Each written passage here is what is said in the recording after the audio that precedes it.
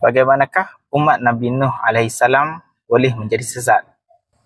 Assalamualaikum warahmatullahi taala wabarakatuh. Dunia ini adalah penuh dengan ujian. Begitu juga dengan zaman-zaman yang dilalui oleh para nabi. Berkaitan dengan Nabi Nuh alaihissalam, bagaimanakah umat Nabi Nuh boleh tersesat?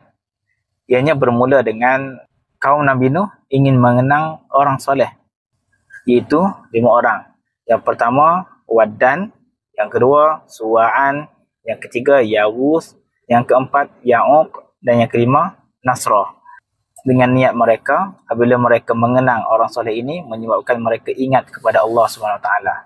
Jadi datanglah iblis memberi bisikan kepada umat Nabi Nuh supaya membina patung mewakili setiap orang yang soleh tersebut, dengan harapan apabila mereka melihat patung tersebut, jadi mereka ingat kepada Allah Ta'ala.